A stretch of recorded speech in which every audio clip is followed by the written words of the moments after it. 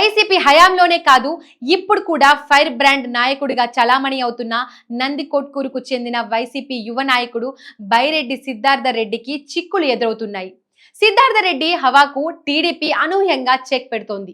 బైరెడ్డికి cinema చూపించేందుకు TDP శరవేగంగా పావులు కదుపుతోంది.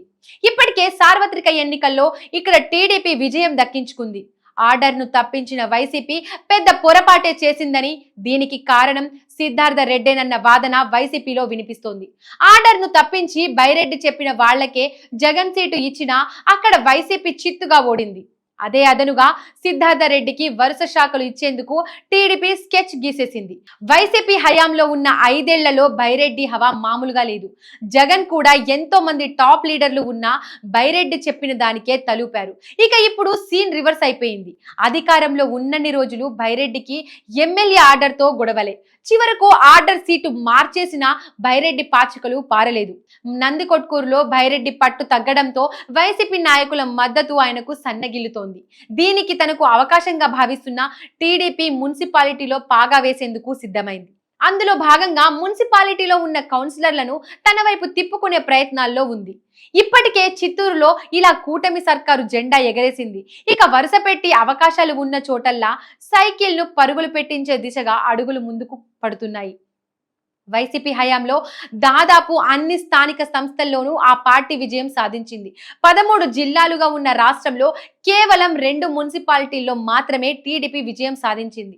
ఎన్నికల తర్వాత ఈ లెక్కలు మారుతున్నాయి. నంద్యాల జిల్లా నందికొట్కూరులో అసెంబ్లీ ఎన్నికల్లో ఓటమి తర్వాత వైసీపీ ఖాతాలో ఉన్న నందికొట్కూరు మున్సిపాలిటీని కూడా టీడీపీ కైవసం చేసుకునేందుకు పావులు కదుపుతోంది.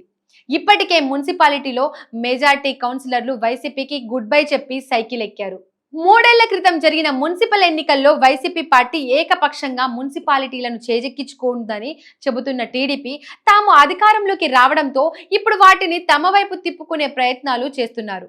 నందికొట్కూరు మున్సిపాలిటీలో మొత్తం 29 వార్డులు ఉండగా వైసీపీ 21, ఇండిపెండెంట్లు 7, టీడీపీ 1 కౌన్సిలర్ సీట్లు గెలుపొందారు. బైరెడ్డి సిద్ధార్థ రెడ్డి కనుసన్నల్లోనే ఇది నడిచింది. అయితే వైసీపీ అధికారం కోల్పోవడంతో వైసీపీకి చెందిన కౌన్సిలర్లు జంప్ చేస్తున్నారు. ప్రధానంగా బైరెడ్డి సిద్ధార్థ రెడ్డి వర్గంగా ఉన్న మున్సిపల్ చైర్మన్ సుధాకర్ రెడ్డితో సహా కొంతమంది కౌన్సిలర్లు వైసీపీని వీడి టీడీపీ గూటికి చేరుకున్నారు. మరికొంతమంది కౌన్సిలర్లు ఎమ్మెల్యే గిత్త జయసూర్య, నంద్యాల పార్లమెంట్ ఇన్ఛార్జి మాండ్ర శివానందరెడ్డి సమక్షంలో సైకిల్ ఎక్కారు. దీంతో బైరెడ్డి సిద్ధార్థ రెడ్డికి వర్గం పూర్తిగా టీడీపీలో చేరిపోయినట్లయింది.